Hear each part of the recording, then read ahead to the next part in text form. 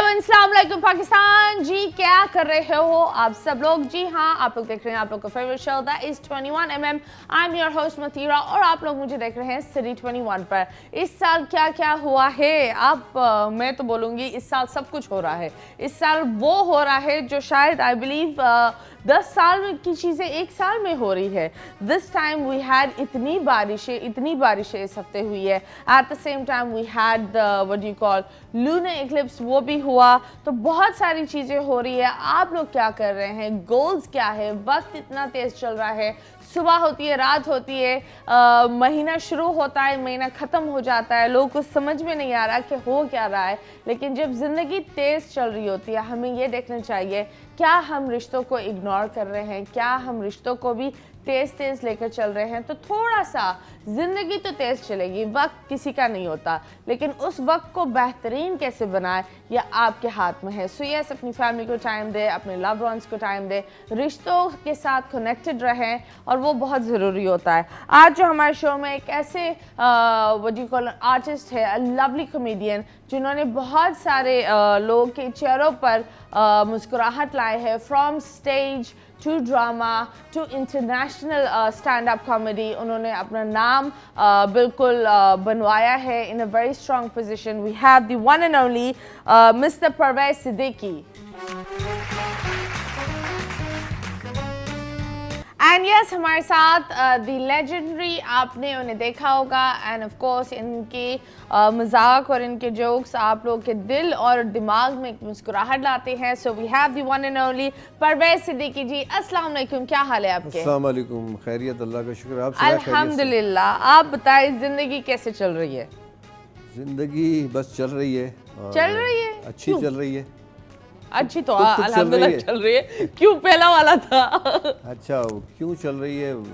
क्यों चल रही है? नहीं मतलब यू सेड चल रही है, आई सेड क्यों, फिर आपने बोला अच्छी, तो मैंने बोला ओके। तो वो एक टाइमिंग ऑफ हो गई, यू नो। जिंदगी आपकी कैसे चल रही है? सही चल मेरी रही है? अल्हम्दुलिल्लाह अच्छी चल रही है। एक पाँव पर लंगड़ते हम चल रहे हैं। वजह I just had an operation ना, वो ठीक होने के लिए मतलब मैंने एक चीज़ देखी है जो इंसान को हमें आम लगती है। मतलब जैसे हम अपने घुटनों को इतना अप्रिशिएट नहीं करते, हमारी फिंगर्स, हमारी लंग्स, हमारी ऑर्गन्स सही को से केयर नहीं करते। हाँ, केयर नहीं करते और अप्रिशिएट भी नहीं करते कि ऊपर देखकर अल्लाह का शुक्र करना ज़रूरी होता है ना। सही, बिल्कुल। और जब वो एक चीज़ खराब होती है तो इंसान की पूरी लाइफस्टाइल वो बहुत बिगड़ जाती है। हाँ, तब डिसबैलेंस हो आपको जाती है, सही बात है। कदर पता चलती है कि बिल्कुल ये ऐसे। छोटी छोटी चीज़ें बहुत अहम जिंदगी का हिस्सा होती है। बिल्कुल, अल्लाह की हर नेमत को बहुत शुक्राना करनी चाहिए कि अल्लाह ताला ने हर चीज़ बड़ी ज़बरदस्त दी हुई है और उसका शुक्र अदा करना चाहिए कि अगर आपकी सही है तो। एब्सोल्युटली। और अगर नहीं भी सही, दुआ करे भाई सही हो जाए और ऐसी हरकतें ना करे। हाँ। आजकल जो एक नया ट्रेंड हुआ है कि फेमस होने के लिए साला कुछ भी करेगा। वो आपने वो एक फिल्म में, इंडियन की फिल्म्स में ये लाइन होती थी, लेकिन हमारी ये जनरेशन अब साला कुछ भी कर रहा है। सो आप बताएं सबसे खौफनाक चीज़ क्या देखी सुनी कि आपने बोला यार ये इंसान ने ये कर लिया फेमस होने के लिए? हाँ, अब तो बात ये है कि पहले जब हम जिस ज़माने में आए थे हमने स्ट्रगल की, मेहनतें की, रियाजतें की, उस्तादों का एहतराम किया और फिर उसके बाद कहीं जाके मकाम हासिल करते थे। अब तो जिसके पास एंड्रॉयड या आईफोन है वो हर कोई फेमस होने के चक्कर में लगा हुआ और कर भी रहे हैं, हो भी रहे हैं। मैं तो उन व्यूवर्स को कोसता हूँ जो उनको लाइक करते हैं और उनको इतने अप्रिशिएट करते हैं। और मुझे जहाँ तक लगता है कि ये सब कुछ नहीं होना चाहिए, सब कुछ नहीं करना चाहिए, कुछ देखना भी चाहिए। मैं तो बड़ा हैरान होता हूँ कि वो अपने फैमिली को किस तरह फेस करते हैं, ये सब कुछ करने के बाद अपने ख़ानदान में कैसे सरवाइव करते हैं और किस तरीके से वो इस माशरे में सरवाइव करते हैं जो इस किस्म के जो साला सब कुछ कर रहा है, वो किस तरीके से आंखें मिलाते हैं। मैं बड़ा हैरान होता हूँ। लेकिन अगर आप देखें, ये मैंने देखा है कि जब लोग फेमस हो जाते हैं तो चाहे वो कुछ भी कर रहे हैं, सारे लोग उन्हीं के वक्त पर होते हैं। लाइक वो बच्चा अच्छा हो जाता है या वो इंसान में बेहतरी फैमिली को दिखने लगती है जब कोई कमाने लगता है, you know, in that way. So आप बताएं, उस वक्त सोशल मीडिया नहीं था, न्यूज़पेपर्स होते थे जी। उस वक्त आई बिलीव मशहूर होना बहुत मुश्किल था, बहुत ज़्यादा मुश्किल था। क्योंकि एक तो दरवाजे नहीं थे, हर बंदा जिस तरह आई बिलीव मैक्सिमम ऐड होती होगी अखबार में, इसके अलावा और क्या? अखबार था और एक मीडियम था सिर्फ PTV, फिर NTM आया, फिर वो एक चैनल आया, फिर उस पर लोग गए, तो उसमें बहुत ज़्यादा मुश्किल होता था। लेकिन कुछ अच्छी बातें ये पॉजिटिव थी कि PTV में सब PTV देखते थे, पूरा पाकिस्तान PTV देखता था, नेशनल टीवी था, तो उसमें 2-3 सीन करने वाले भी हिट हो जाते थे, लोग मशहूर हो जाते थे कि भाई ये टेलीविज़न पे आया है, इसको देखा है कहीं। तो अब तो इतनी सारी चीज़ें हैं, इतना कुछ है कि अब पता ही नहीं चलता है किसका काम कहाँ, नज़र ही नहीं आता। बहुत कम नज़र आता है। बिल्कुल एब्सोल्युटली। और मुझे ये लगता है अब तो लोग जानते भी नहीं है, क्योंकि मैं पर्सनली भी ऐसे लोगों को जानती हूँ, वो आकर आपसे तस्वीर लेंगे, फिर वो बाद में पूछेंगे हाँ ये बात है, आपका नाम क्या है? हाँ जी, बहुत दफ़ा ऐसा होता है कि लोग मुझे शकील भाई कह देते हैं, शकील सिद्दीकी, बहुत अच्छा काम। मैंने कहा वो मेरे बड़े भाई हैं, मैं छोटा हूँ भाई, मैं परवेज़ सिद्दीकी हूँ। अच्छा ऐसा होता है। एक दफ़ा हम फंक्शन करके निकल रहे थे ड्रीम वर्ल्ड से, सलीम जावेद हमारे साथ थे, लॉरेंस हमारे एक प्रमोटर है, हम तीनों निकल रहे हैं, तो वो 6-7 फैमिली के मेंबर्स जो है वो जा रहे थे, तो अचानक सलीम जावेद को देख रहे, अरे हसन जहांगीर। वो बड़ा शर्मिंदा हो गया ना सलीम जावेद, तो शर्मिंदगी में कह रहा है बात ये नहीं है कि उसने मुझे नहीं पहचाना, मुझे ऐसा लगता है कि हसन जहांगीर को भी नहीं जानते। हाँ क्योंकि अगर आप किसी को जानते हो तो उसकी आपको शक्ल, आपको शक्ल के साथ नाम भी याद होना चाहिए। एब्सोल्युटली। और ये मुझे तो बहुत बुरा लगता है जब कोई ये बोल देता है ना, मैं बोलती हूँ बहन इधर आओ तस्वीर डिलीट करो। ये अच्छा अब ये नहीं है कि आपके साथ तस्वीर लोग लेने आएंगे या आप अब बोलेंगे तो दूर से ही आपकी प्राइवेसी ब्रीच कर रहे होते हाँ, हैं। दूसरी बात ये है कि अब हम जाते हैं ना किसी शो में, किसी कॉर्पोरेट इवेंट में या कोई निजी महफिल में, कोई वेडिंग एनिवर्सरी का शो होता है या किसी चीज़ का होता है, तो बच्चों को ला के तस्वीरें नहीं खिंचवाते, बल्कि अपने बच्चों को इंट्रोड्यूस करा रहे होते हैं कि देखें ये हमारा बच्चा है, ये बेटी है, ये इतने इसके व्यूवरशिप है, मिलियंस में इसके वो है, उल्टा इंट्रोडक्शन उनका करा रहे होते हैं। हाँ ये भी मशहूर है हमारे। आप बताएं ये जो आजकल हो रहा है कि बच्चों को सोशल मीडिया दे रहे हैं, उसमें सोशल मीडिया में आपको पता है इंटरनेट पर इंसान किसी भी चीज़ पर, आई रिमेंबर हमारे जो माँ बाप होते थे जब मैगजीन्स या किताबें रखते थे तो चंद चीज़ों को देखभाल कर रखते थे। जी जी, कुछ ऐसी तस्वीर आ जाती थी जिसको छुपा दिया। अब आई बिलीव वो दौर चला गया, गया, कॉन्सेप्ट भी खत्म हो गया। अब हर चीज़ नेटफ्लिक्स देखो, वो आप हर चीज़ आपको मिलेगी। जी, जी, जी। साथ साथ सोशल मीडिया पर आपको क्या लगता है कि बच्चों को इस तरीके से उनका बचपन छीनना अच्छी बात है या नहीं? नहीं, बहुत बुरी बात है, बचपन तो छीन ही गया कि जिस किस्म के अब बच्चे देखें, ये क़यामत की निशानी से एक निशानी भी है कि जो हदीस है कि जब क़यामत नज़दीक होगी तो छोटी उम्र के लोग करोड़पति होंगे, तो वो ज़माना चल रहा है। अब बच्चे जो 5-5, 6-6, 8-8 लाख कमा रहे हैं, तो उनके माँ बाप कहाँ उनको मना करेंगे, कैसे मोबाइल उनसे छीनेंगे जब सर्वाइव उसी पे कर रहे हैं लोग। तो चक्कर ये हो गया, तो होना नहीं चाहिए। हाँ। ये बचपना छिन गया। दूसरी बात ये है कि बहुत ही ज़्यादा जो ख्वाहिशिज़्म है, उसके अंदर जो चीज़ें हैं, उससे बचाना चाहिए बच्चों को। और यही वजह है कि आजकल जो वाक़यात आप देख रहे हैं, प्यार और मोहब्बत और ये सब चीज़ें जो बढ़ रही हैं, हमारे ज़माने में बिल्कुल नहीं होता था। हमारी जब शादी हुई थी तो बीवी की शक्ल हमने मंगनी में भी नहीं देखी थी। Really? यहाँ तक के हाँ, तो ये हकीकत बात है। हाँ बोल दी? हाँ हाँ कैसे बोला? हाँ ऐसे बोल दिया कि वो कज़न थी, फर्स्ट कज़न थी, इस वजह से। वरना उस ज़माने में ऐसा होता था, तस्वीरें देख के बस वो तस्वीर एक आती थी कलर, और एक ज़माने में तो ब्लैक एंड वाइट होती थी, उसमें देख के पता भी नहीं चलता नक्श कैसे निकलेंगे, क्या होगा आगे। ये BC अच्छी खुलती है या बम्पर प्राइज है या लुट गए। पर आप मुझे ये बताएं, उस टाइम से और इस टाइम में अच्छाई और बुराई क्या है? From that black and white to one television to now multiple television to everyone having their own television. आप कहीं पर भी जाकर Instagram को लाइव कर दो, वो आपका टेलीविजन हो गया है। जी जी। और लोग उतना ही ब्रीच कर रहे होते हैं, क्योंकि बेसिकली ये होता है कि कोई बंदा चल रहा है, कोई फैमिली बैठी हुई है, कोई आर्टिस्ट की वो बगैर पूछे वीडियो पूरी बना लेते हैं। जी तो ये I believe that's a very bad thing. हाँ, ये ठीक है, प्राइवेसी ख़त्म हो गई। लोग ज़्यादातर जो हैं अब आर्टिस्टों की क्या, कोई फैमिली कोई बैठ के कोई ऐसा काम कर रहे होते हैं या कोई बातें कर रहे होते हैं, उस तक की बना के डाल देते हैं लोग दूसरों की फैमिली की। तो ये तो गलत है। मैं जहाँ तक समझता हूँ कि वो ज़माना ही अच्छा था जिसमें एक कम से कम एक दूसरे का एहतराम तो था, अब एहतराम नहीं रहा जहाँ तक मैं समझता हूँ। कि ये जो है ना सोशल मीडिया ने जहाँ बच्चों के जो तालीम भी छीन ली है और इज़्ज़त करने के एक वो सलीका भी। अब आप देखें ना जितने टिकटॉकर जो आजकल आ रहे हैं वो अपने आप को बहुत बड़े सुपरस्टार समझते हैं। मैं तो यहाँ तक देखा है कि वो उठ के सीट भी नहीं देते सीनियर को। तो ये कुछ जो है ना ये बहुत ज़्यादा हो गया है। और I ये think, उस ज़माने में ऐसा नहीं था। हम बड़ी कदर करते थे उस्तादों के, एहतराम करते थे जब तक वो खुद नहीं कहते थे। आपको नहीं लगता कि, मुझे ये लगता है कि अगर किसी को उसका कैरेक्टर थोड़ा बहुत ईगोइस्टिक है और वो इंसान थोड़ा सा टेढ़ा है तो असली लोग बोलते हैं असली चेहरा तो इंसान का तब आता है जब उसके हाथ में पैसा, पावर या फेम हो, तब वो अपनी असलियत दिखाता है। पैसा और ये चीज़ें आपका रंग निकालती है तो जो आप हो। मुझे ऐसे ही लगता है कि पैसा जाने के बाद लोगों के रंग निकले हैं बहुत सारों के। आप देख रहे हैं तो मैं क्या किस किस का नाम लूँ। बहुत सारे लोग हैं जिन्होंने पैसों के लिए बहुत कुछ गलत भी किया जो अब उनके साथ गलत हो रहा है।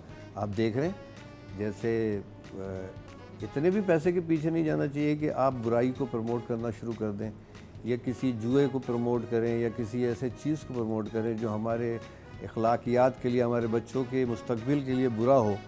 तो पैसा तो दुनिया की ज़रूरत है लेकिन इतनी भी ज़रूरत नहीं कि अपनी आखिरत ख़राब कर लें आप उसको। नहीं, पर जब बात हो रही थी हम इस चीज़ पर बात कर रहे थे कि लोग बदल जाते हैं। आपने बोला कि वो बच्चे सीट नहीं देते। मैं चंद लोगों को जानती हूँ जो बहुत अभी नए बच्चे हैं और वो एक्चुअली बहुत ईगोइस्टिक में होते हैं। और जो हमारे जो दूसरे स्टार्स हैं जैसे मायरा एंड हुमायूं, ये लोग से अगर आप मिलो, they have a very different feel. Shaan, वो they are very different. The bigger the star the more grounded. कहने का मकसद यही है कि वो सोशल मीडिया के पैदावार नहीं है। हाँ, वो एक हमारे स्कूल ऑफ थॉट से टेलीविजन से आए हैं ना, उन आर्टिस्ट में और इनमें बहुत फ़र्क है। अब आप देखें ना हर जिसके पास मैंने कहा ना एंड्रॉयड फ़ोन है तो वो अपने तौर पे आर्टिस्ट है। उसने अपना चैनल बनाया हुआ, चाहे उसके चंद हज़ार ही व्यूज़ आ रहे हों या फॉलोवर हों, लेकिन वो अपने आप में बड़ा अकड़ा हुआ है।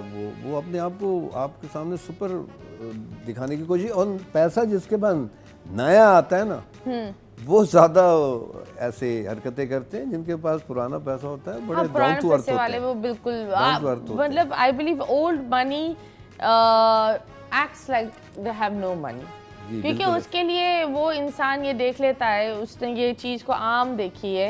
एंड मुझे ये लगता है that your real money is your health. बिल्कुल। अगर आपके पास दुनिया का करोड़ों पैसा रुपए है हो और आप एक रोटी नहीं खा नहीं सकते, हाँ, एक रोटी नहीं खा सकते। आप देखें ऐसे ऐसे अरबपति मैंने देखा है जिनको ये नहीं खाना, ये नहीं खाना, ये नहीं खाना, साबूदाना सिर्फ उस पे ज़िंदगी गुजार रहे हैं। कुछ लोगों के पास इतना पैसा है औलाद के नेमत से मरहूम है ना। कुछ लोगों के पास इतने पैसा है कि वो नींद पूरी नहीं कर सकते, उसके लिए उन्होंने नींद की दवाइयाँ खानी होती हैं और सुकून नहीं है। तो ऐसा पैसा किस काम का जिसके अंदर सुकून ही नहीं है, जिसके लिए सब कुछ आप करते हैं। आप बताइए, जब वो एक टाइम था, आई बिलीव आधा वक्त तो जब से ये सोशल मीडिया और ये फ़ोन आया है, बहुत अच्छी बात है।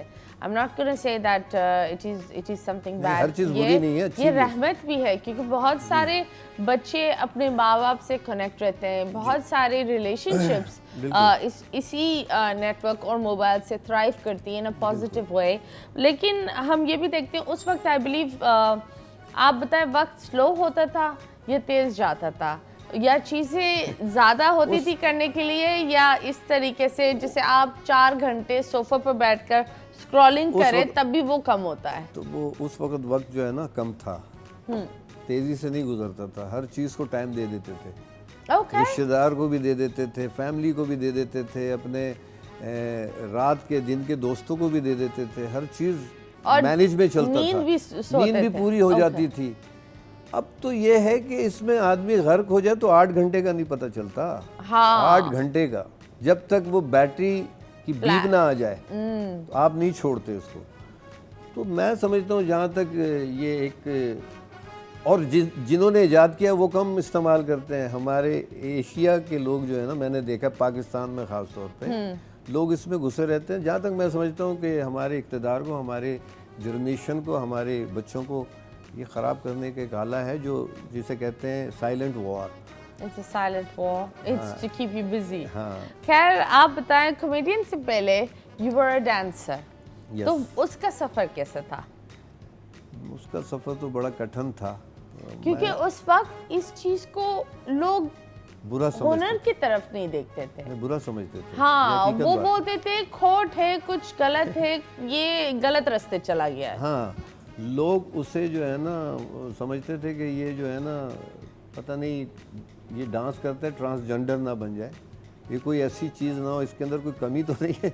हाँ। डांस को उस वे में लेते थे ना, जैसे लेडीज़ नाचती हैं, तुम तो लड़की बन गए, फलाना ढिमकाना ये वो।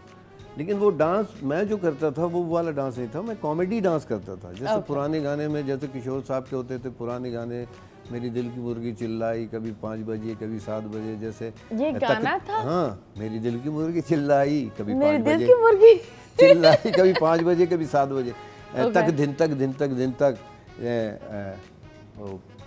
पड़ोसन फिल्म का गाना है ये। हाँ। महमूद साहब पे फिल्माया गया। साथ प्यार था। नहीं, पड़ोसन फिल्म का गाना है ये। ओके, और महमूद साहब पे फिल्माया गया था। हमारे पाक हिंद के बड़े ज़बरदस्त कमेडियन है। तो उसमें मैं डांस करता था, बड़े कठिन वक्त गुजारे उस वक्त। शौक़ था और शौक़ में यही चीज़ आती थी पहले, थोड़ी बहुत रिदम में था, लेकिन वो वैसा डांस नहीं करता था जो एक प्रॉपर डांस होता है। कॉमेडी डांस करता था। और मैंने एक पॉडकास्ट में सुनाया भी था कि मैंने ऐसा भी वक्त देखा है कि जिस स्टेज पे हमने नाचे हैं वही दरी ओढ़ के सोए भी, सुबह किराया भी नहीं था क्योंकि दूल्हा सो जाता था। फंक्शन में ना दूल्हा जल्दी सो जाते हैं। हाँ। हालांकि उनके जागने के दिन होते हैं, लेकिन वो कहता है कि भाई सो गया दूल्हा, पैसे नहीं है पेमेंट, अब्बा को बुलाओ, अब्बा भी सो गए। ओके। सब सो गए तो हम सुबह कैसे जाएं, गुर्बत के ज़माने, पैदल चलना है। तो जब सुबह होगी गाड़ी चलेगी तो फिर जाएंगे, 3 बजे फंक्शन खत्म, वो दरी ओढ़ के सो गए। Okay.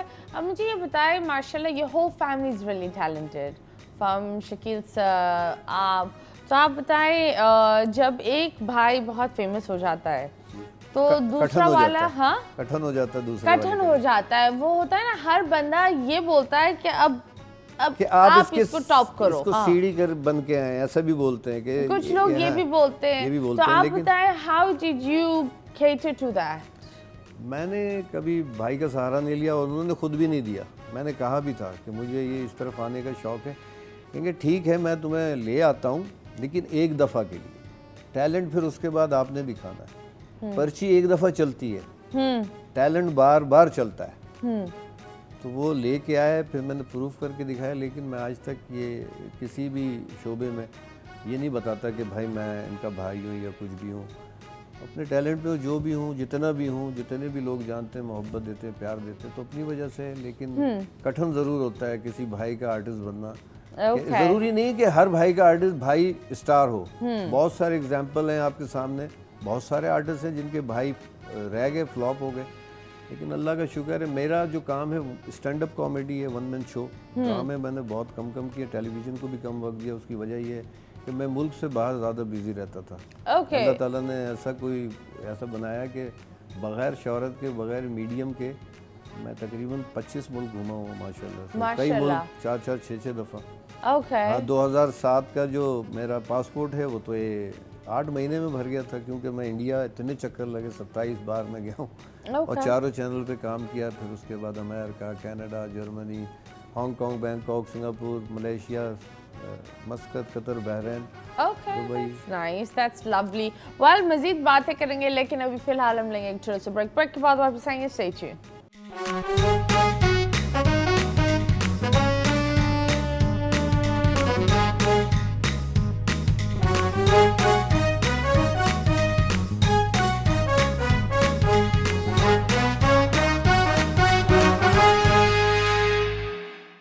Welcome back. And yes, हम गुफ्तगू कर रहे थे मुल्क घूमने में सबसे अच्छा मुल्क कौन सा है? नीट एंड क्लीन देखें तो सबसे अच्छा सिंगापुर है। जिसे अवार्ड भी मिलता जा रहा है कोई 7 साल से, पिछले 7 सालों से।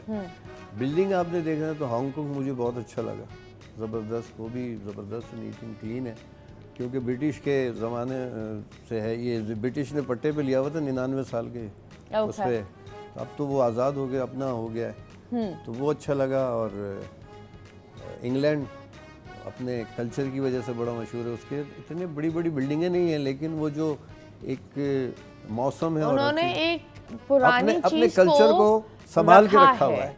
मतलब there are many places in Mayfair and that, वो घर अलग नहीं दिखते, सब एक जैसे दिखते हैं, एंड सबको उन्होंने मेंटेन किया है वो पुराने वाली वो इमारत की तरह। सो आई बिलीव ये तो है। लेकिन ज़्यादातर आपको पता है वुड के हैं वहाँ घर, लकड़ियों के हैं ज़्यादातर, और सारे इतने ज़बरदस्त तरीके से मेंटेन किया हुआ है।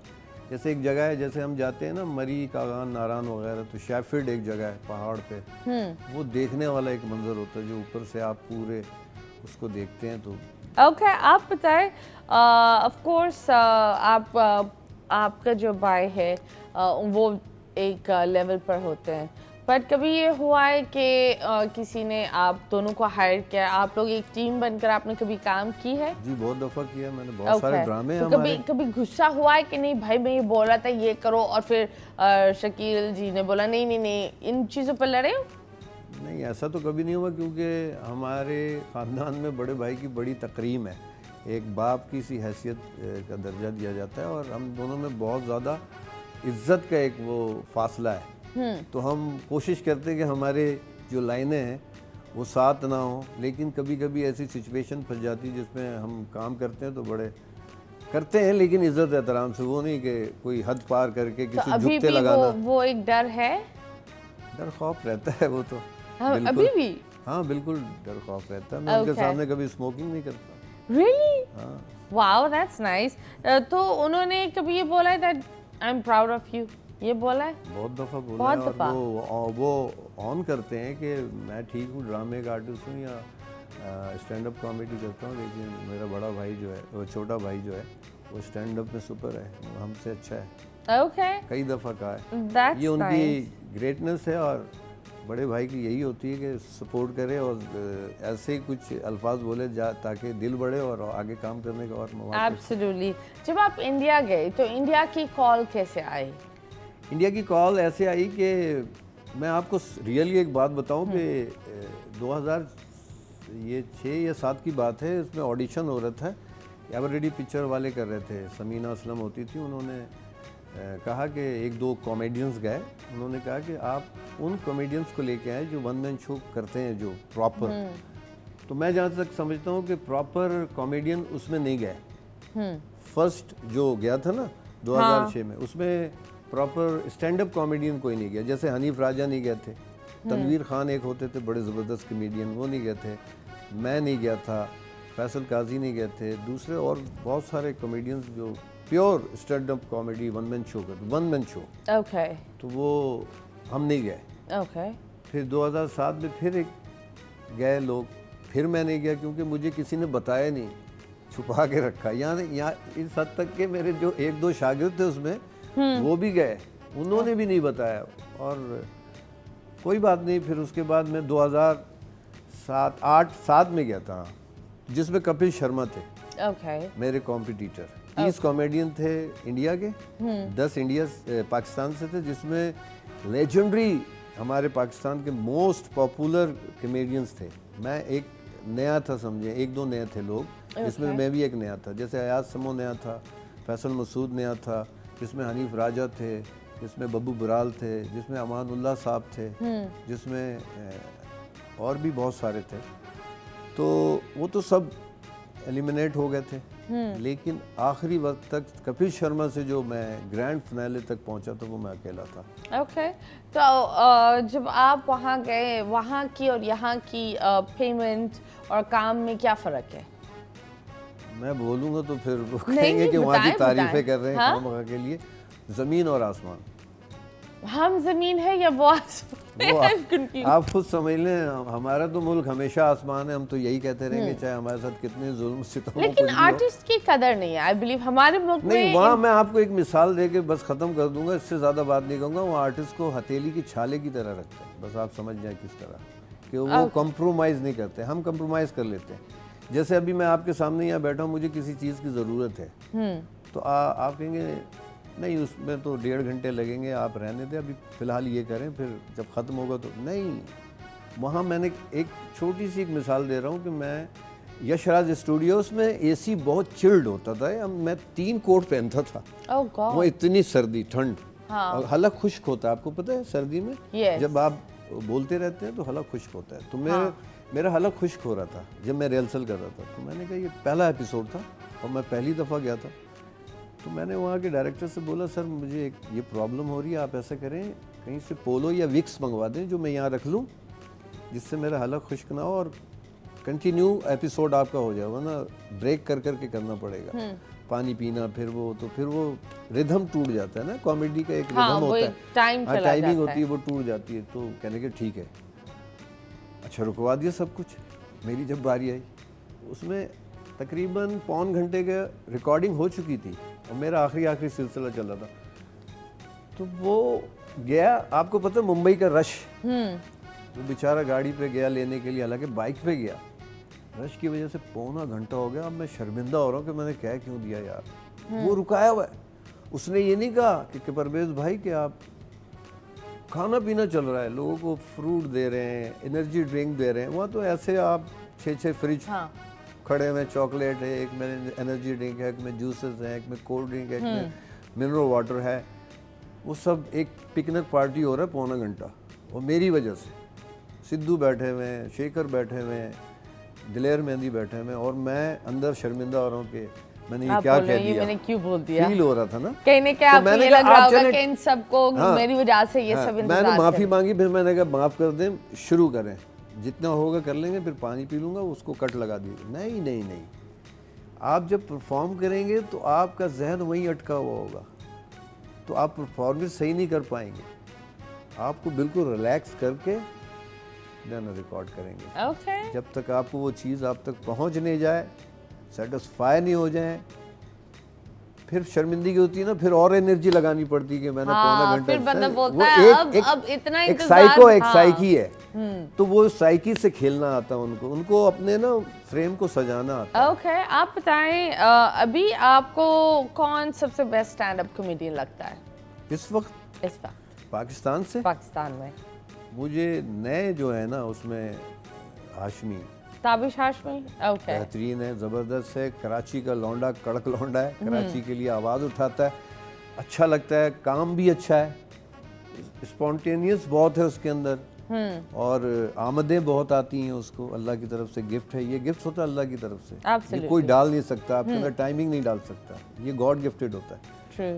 और मैं जहाँ तक समझता हूँ कि उसको कराची में उसके तो अपनी एक व्यूवरशिप है, उसके अपने इतने माशाल्लाह व्यूज़ आते हैं, अकेले ही बहुत है, वो एक शो के लिए अकेला ही बहुत है। तो मैं समझता हूँ कि कराची के कॉमेडियंस को लेके लाहौर की तरह एक शो बनाना चाहिए उसको, क्योंकि कराची के कॉमेडियन बहुत ज़्यादा मजलूम हुए हैं, कहीं नज़र नहीं आते। ये कराची के टेलीविज़न मीडियम को भी सोचना चाहिए, और कहीं ना कहीं ये ज़ाती है कराची के आर्टिस्टों पे। Okay, so Tabish gave a statement saying that वो अपने आप को पाकिस्तानी कॉमेडियन से बेहतर समझते हैं।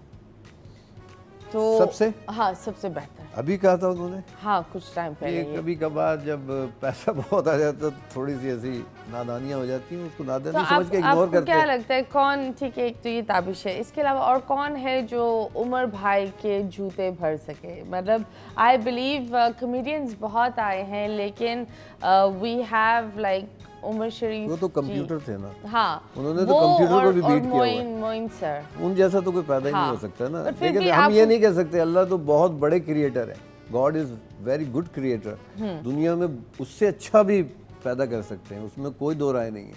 लेकिन हर किसी का एक फ्लेवर होता है ना, वो फ्लेवर अब नहीं आ सकता, वो चीज़ नहीं आ सकती। जैसे मोइन भाई का Guinness of the world record book में नाम है कि भाई इतने गेटअप्स उन्होंने किए, और मैं भी कभी कभी कोशिश करता हूँ, मैंने भी तकरीबन इस पाकिस्तान में कोई 22 से 24 गेटअप किए। यहाँ वो शो बन सकता है कपिल शर्मा जैसा, उसके लिए पैसा, प्रोडक्शन, क्रिएटिविटी और क्रिएटिव टीम और लिखारी कम से कम 7। आपको पता है वहाँ की ऑडियंस के सवालात भी राइटर लिख के देता है, उसकी डायरेक्शन होती है कि आपने इस तरीके से पूछना है, ये बातें पूछनी है। ओके, पर आपको नहीं लगता दैट हमारे आई बिलीव चैनल्स ने ट्राई किया था और फिर वो नहीं चला? बहुत सारे शोज ऐसे हुए हैं। उसके पीछे ये रीज़न है कि चलेगा भी नहीं। क्या आप पूछें क्यों? जी बताएं। जिस दिन हमारी रिकॉर्डिंग होती है उसी दिन जाते हैं ना, उसके रिहर्सल ना कुछ। कपिल शर्मा की 2 दिन रिहर्सल होती है, तीसरे दिन कैमरे के साथ रिहर्सल होती है, लाइटिंग के साथ। ओके, तो वो पक्का प्रोग्राम होगा या हमारा जो हम जाके 2 एपिसोड इकट्ठा करें? हाँ ये भी है। तो वो रंग नजर, मैं यही तो कह रहा हूँ ना, कंप्रोमाइज। He's got हमारे 4 to आर्टिस्ट 5 writers टाइम नहीं देंगे। हमारे जो बड़े आर्टिस्ट गिनती के चुने हैं, आप उंगलियों पे गिने हमारे सुपरस्टार कितने हैं?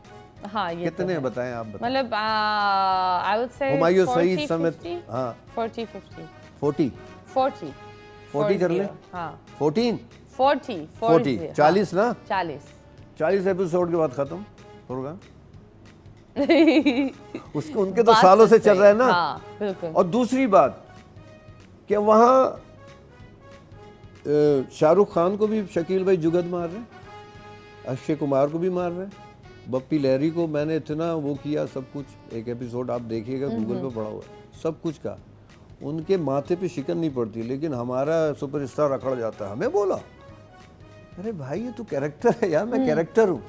अगर वो गुद्दी कैरेक्टर है या डॉक्टर गुलाटी कैरेक्टर है, वो आपके पर्सनल नहीं हो रहा है ना। ठीक है, आप किसी फिल्म में काम करते हैं, अगर आप विलन है तो आपको क्या मुक्के नहीं मारे, फूलों का हार पहना है? एब्सोल्युटली, आप यही है ना, बिल्कुल। तो यही होना चाहिए ना। तो यहाँ ऑब्जर्व नहीं करते अंदर ना।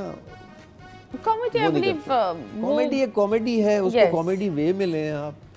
अगर मैं जिस तरीके से कपिल शर्मा, आप देखें कैसे मजाक करता है, किसी के माथे पे शिकन आती है? नहीं आती। अमिताभ बच्चन क्या क्या बोल देते हैं उसको, बिल्कुल। अब इधर कह देंगे किसी को तो वो तो मुंह बना के बैठे, तूने मुझे कहा? 2 टके का कॉमेडियन तू मुझे कहेगा? ये लड़ाइयाँ होंगी, इसलिए नहीं बन कि आपने किसी पर ऐसे एक मजाक कर दिया, वो इंसान बिल्कुल आग पर गोला हो गया। उमर भाई थे, हाँ उमर भाई को मैंने जुगत कर दी थी, मुझे नहीं पता था मामू मजाक मत करो, मैंने गलती की थी। मैं आज तक उनकी नहीं है, अल्लाह ताला उनको जन्नत फिरदौस में आला मकाम अता फरमाए। अभी तक माफ़ी मांगता हूँ मैं, अभी तक मैंने बोला भी था कि मैंने गलत किया था। तो क्या 7 साल बाद आए थे कराची। देखिए, कराची ने प्यार दिया और मोहब्बत दी हुई, आप मतीरा को प्यार दिया, मोहब्बत दी, खुलूस दिया, सब कुछ दिया, लेकिन आपको थोड़ा सा कहीं से अच्छा मिलेगा, आपका घर भी तो चलाना है ना। उन्होंने गलत नहीं किया था, वो लाहौर चले गए, इंडस्ट्री वहाँ थी, फिल्म करने गए, लेकिन कराची के लोग समझे कि हमें छोड़ के चला गया। 7 साल पूछा नहीं, थिएटर तबाह हो गया। उनके जाने के बाद बड़ी मुश्किलों से सर्वाइव किया दूसरे आर्टिस्टों के थ्रू। वो 7 साल के लिए चले गए, वापस आए। मैं पहला कमर्शियल ड्रामा उमर भाई के साथ, मामू मजाक मत करो, वो आए। 4 उसमें कैरेक्टर हैं, कल्चर, पुलिस वाला, और मैं कल्चर बना हुआ था, एक क्लासिकल मौसीकी और एक सियासतदान। चौथे बेड पे मैं पड़ा हुआ था। वो आते हैं, आके कहते हैं, वो एक नर्स होती है, उसको देख के कहते हैं कि बादलों पे काली घटा छाई है, शर्म करो, तुम्हारी बहन मुझसे मिलने आई है। तो मुझे नहीं पता था इसमें, मेरे आमद आ गई, ऊपर से आती है ना। हाँ। तो मैंने कहा बादलों पे काली घटा छाई है, 7 साल बाद ये गंद कराची आई है। उसमें लाफ्टर क्लैप 7 मिनट तक होती रही। उस पर इतना गुस्सा हुआ कि मैं आपको बता नहीं सकता। फिर मैंने माफ़ियाँ मांगी, मैं अभी भी कहता हूँ कि मुझसे गलती हो गई थी, नहीं कहना चाहिए था, सीनियर हैं, होना चाहिए।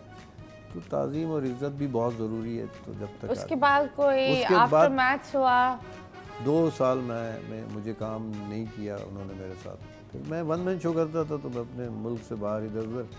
फिर उसके बाद कूल डाउन हो गया सारा मामला और ये हो गया, तो फिर मैंने बहुत काम किया। फिर मैंने उनके साथ आखिरी सफ़र भी किया, अभी मलेशिया सिंगापुर का आखिरी सफ़र मेरे साथ ही था। Okay, that's nice. अभी फिलहाल हम लेंगे एक छोटा सा ब्रेक, मजीद गपशप करेंगे आपके साथ, स्टे ट्यून्ड।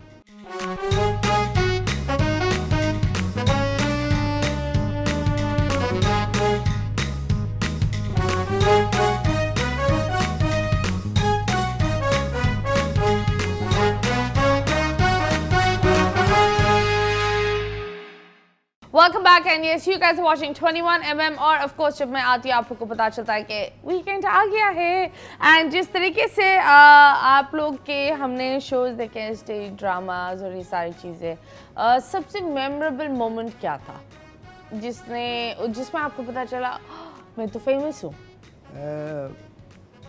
ये वही ड्रामा है मामू मजाक मत करो। बहुत तको-दो की, बहुत मेहनत की और जब हम जाते थे बड़े बड़े सेलिब्रिटी ये सब आते तो उसमें भी हमारी एंट्री होती थी क्योंकि नए नए थे ना, तो लोग उनकी तरफ लपकते थे फ़ोटोग्राफ के लिए, ऑटोग्राफ के लिए। तो हमारे दिल में भी होती थी कि कभी हमें भी कोई ऐसे आके पूछेगा। हाँ, परफॉर्मेंस के बाद 2 4 6 लोग आ जाते थे कि हाँ वाकई अच्छा किया, आने वाले वक्तों में शायद आप आर्टिस्ट हैं, इस वजह से उनका एहसान है कि वो तस्वीरें खिंचवा लेते थे। लेकिन यही स्ट्रगल करते करते जब ईद का एक ड्रामा लगा तो पहले एक बड़े आर्टिस्ट गए, क्लैप, शोर। अब वो काफ़ी अरसे बाद मैं कर रहा था, लेकिन इतना हो गया था कि जब मैं अंदर घुसा हूँ और तालियां बजी हैं तो मेरी तो सिटी गुम हो गई। मैंने बोला यार इतना लोग मोहब्बत करते हैं, प्यार करते हैं, अचानक पता चला ना वो ड्रामे में। तो वो बहुत ही ज़बरदस्त यादगार लम्हात थे मेरे कि अभी कुछ किया भी नहीं है और एक रिकग्नाइज्ड हो गया हूँ मैं। फिर पता चला कि मैं रिकग्नाइज हो गया हूँ। तालियां और सीटियाँ और क्लैप जो है ना वो एक आर्टिस्ट के लिए ऑक्सीजन का काम करती है। डेफिनेटली आपको कोई अप्रिशिएट करता है तो आपका खून बढ़ जाता है, आपका दिल करता है और मेहनत से काम करें। तो उन्होंने वो अप्रिसिएशन देकर ना मेरे कंधे पे बोझ बढ़ा दिया। फिर उसके बाद मैंने कहा नहीं, इनको और ज़्यादा मेहनत से काम दिखाना पड़ेगा, अदरवाइज़ यही मंजिल नहीं है इससे जहाँ और भी है। खैर एक सेगमेंट हम आपके साथ खेलते हैं, इसका नाम है आओ नकल करें। इधर तस्वीर होगी, आपको नकल करनी होगी, ठीक है? And the first name is मैं मिमिक्री तो नहीं करता लेकिन हल्का फुल्का नाम है मोइन अख्तर जी। मोइन अख्तर जी, मोइन भाई की कौन नकल कर सकता है, लेकिन मोइन भाई बड़े कोई एक यादगार, कोई एक ऐसी चीज जो आपको लगा कि ये आप उस कैरेक्टर के आप फैन बन गए। मैं वो मिस रोजी जिसमें उन्होंने लेडीज़ का गेटअप किया था और क्या खूबसूरत किया था। उसके बाद मैंने भी किया था, कोशिश की थी, लेकिन थोड़ा सा करके बताइए ना। इसमें मुझे डायलॉग तो इतने याद नहीं है लेकिन मैं कह देता हूँ कुछ स्टैंड अप कर ही ले।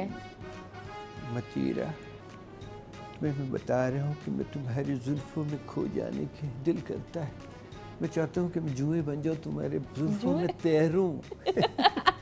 Okay, so that's so nice. That's very nice, very creative. Umar शरीफ साहब। उमर शरीफ साहब की क्या बात है। उमर शरीफ साहब तो अलम टीटी अलम टाटा, तेरी गुद्दी मेरा चाटा, बगैर मांझे पतंग काटा, ऐसे ही कुछ था। आमिर लियाकत जी। आमिर लियाकत भाई की क्या बात थी, बड़े एनर्जेटिक। और ये शो सारा जो आज आप लोग सब करते हैं वो एक पैनियर थे और ज़बरदस्त। आमिर भाई हमारा ड्रामा देखने आते थे तो कहते थे मियाँ बहुत ज़बरदस्त करते हो और ऐसी टाइमिंग आती कहाँ से तुम लोगों के पास, मुझे भी बताओ ऐसी timing. Oh my God, that is so exact। हाँ जी। सिकंदर सनम। अच्छा करते हो। सिकंदर सनम साहब। हाँ। डी हैदर झूले झूले लाल कलंदर कलंदर लाल कलंदर, इनका एक ज़बरदस्त एक ये मार्क था जिस पे वो इंटर होते थे और लोग समझ जाते कि सिकंदर सनम आने वाला है। यार मैं बोल रहा हूँ तेरे को, यार ये कर ले, ये ज़बरदस्त हो गए, तेरे ये कर लेगा तो ऐसे हो जाएगा। Okay, इस तरीके एनर्जेटिक। और अल्लाह ताला ने जल्दी ले लिया। अब तक होते तो मैं समझता हूँ कि हमारा स्टेज मरा हुआ नहीं होता। Absolutely। Ismail Tara. Ismail Tara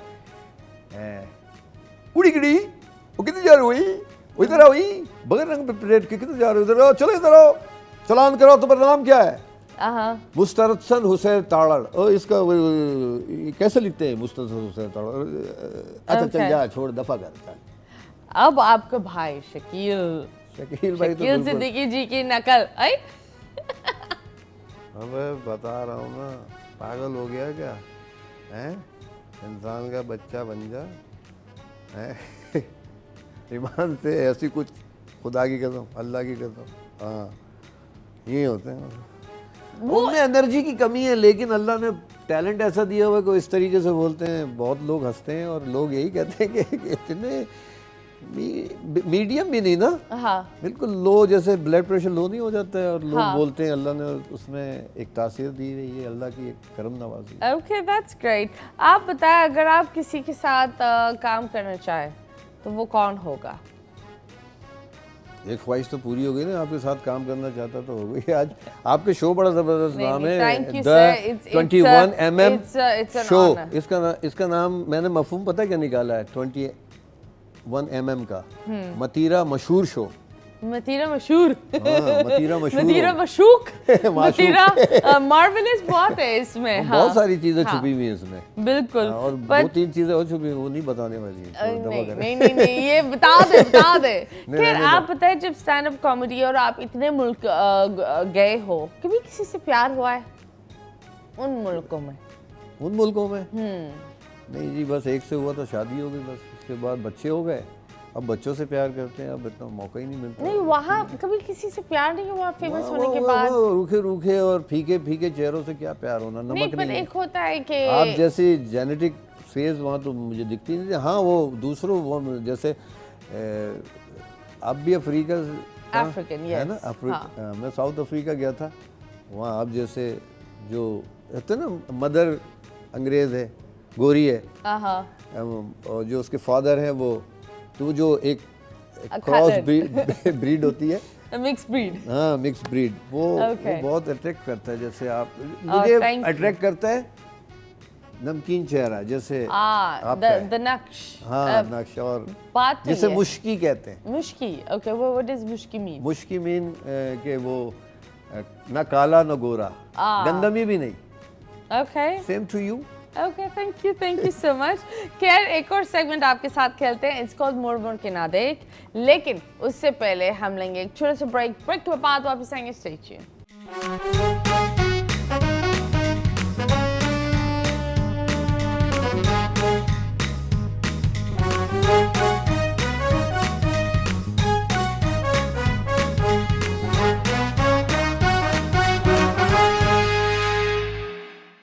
Welcome back and yes, you guys are watching 21mm और आज हम बहुत सारी चीज़ों पर बात कर रहे हैं। एक सेगमेंट आपके साथ खेलते हैं, that is called मुड़ के ना देख।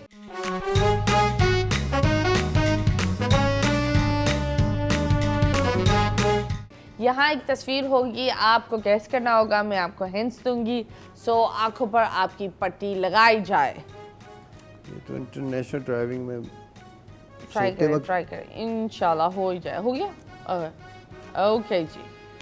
सो पहली तस्वीर क्या है, दिखाई जाए। ओके, ये ऊपर होता है और जब चालू होता है तो मज़ा आता है, लेकिन अगर ये नीचे आ गया तो लगता बहुत ज़ोर से। और इसको उंगली दे दो या हाथ डाल दो इसके अंदर तो भी मसला होता है। ऊपर होता है, ये ऊपर होता है, रूफ पे लगा होता है। हाँ, रूफ पे लगा होता है, बिल्कुल। और अगर ये नीचे आ गया तो बहुत, सोते हुए गिर जाए तो। हाँ, क्या है? 3 पंखुड़ियां होती है इसमें। जी, बिल्कुल करीब है। हाँ, 4 भी होती हैं। 4 भी होती है, बिल्कुल। अलग अलग रंग भी है इसमें। जी, वाइट ज्यादा होती है। हाँ, सफेद ज्यादा होते हैं। तो ये शायद रूफ फैन है। Yes, absolutely. नेक्स्ट, ये देसी माओ का टोटका है। हर देसी माँ चाहती है ये बच्चे के हर खाने में डाले। पराठे के ऊपर, अंडे भी इसमें होते हैं। अच्छा, ये जब बच्चा पैदा होता है चटाते भी हैं? नहीं, फिर ये अगर आपको वजन घटाना है तो इसको काटना होता है। वजन घटाना हो तो काटना होता है? हाँ, ये फिर आपका बहुत कम इस्तेमाल करते हो। अच्छा, कम। सालन वगैरह में भी डलता है ये? हाँ, लेकिन बहुत भारी भी, अगर बहुत ज़्यादा डल जाए तो भी मसला और बहुत कम डले तो भी मसला। तो बड़ी एक प्यारी सी मिकदार होती है इसकी। गला खराब हो तो नहीं गला खराब में तो ये नाम नहीं ले, ये नहीं क्या ले। लेकिन हर कमजोर बंदे को बंदा बोलता है पराठे के ऊपर ये लगा कर खाया करो। मक्खन? नहीं, मक्खन बद्दा पिघलने के बाद क्या होता है? घी, बिल्कुल। नेक्स्ट, ये आई बिलीव आपने बहुत खाई होगी। हर मैंने बंदा तो धोखे खाए, धोखे। हाँ, नहीं वो भी सब खाते हैं। आप बताएं, ये बच्चे रोते हैं इसको खाने के लिए, और कभी कभी बड़े भी रोते हैं खाने के लिए। रात के 2-3 बजे भी लोग घर से निकलते हैं इसके लिए। अच्छा, सुबह भी खाते हैं? कभी भी खाओ, कभी भी खाओ। हाँ, कुछ लोग तो एक लेकर स्पेसिफिक कोई सुबह के टाइम ज्यादा नहीं, मैं आपको बताती हूँ ना, कुछ रोमांटिक लोग तो एक लेकर शेयर करते हैं, थोड़ा वहाँ थोड़ा यहाँ। चॉकलेट नहीं, लेकिन ये इसमें मिली हुई होती है। चॉकलेट में मिली हुई होती है? हाँ। चॉकलेट में क्या मिली हुई होती है? चॉकलेट इसमें होती है, ये चॉकलेट एक फ्लेवर है उसका, और बच्चों की भी पसंद है। अच्छा। स्ट्रॉबेरी भी होता है इसमें, हर तरह के फ्लेवर्स होते हैं। मल्टी टैलेंटेड चीज है। अच्छा। हर तरीके की चीज है। क्या है ये? आइसक्रीम है? आइसक्रीम, बिल्कुल। यस, नेक्स्ट, ये इसको पीछे से मारकर ये सीधा चलता है।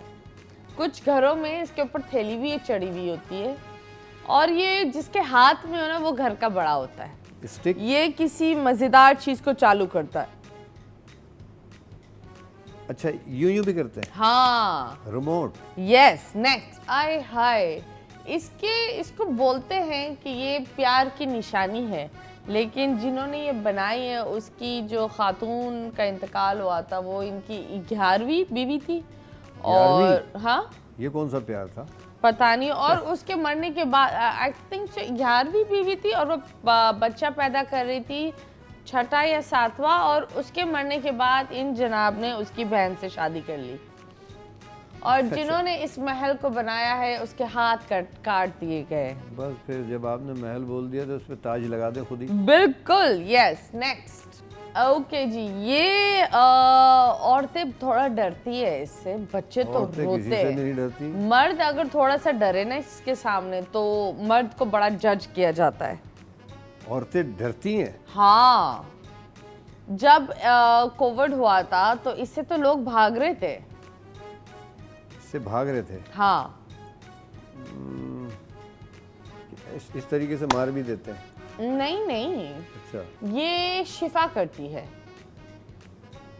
शिफा करती है? हाँ, तो औरतें क्यों डरती लगती है तो शिफा करती है। बच्चा पैदा होता है तो इसके प्रॉपर कोर्सेज होते हैं, और इसके लगने के बाद थोड़ी चीख मारते हैं, और कभी कभी गुठली भी बन जाती है। Injection, yes. अब हो गया।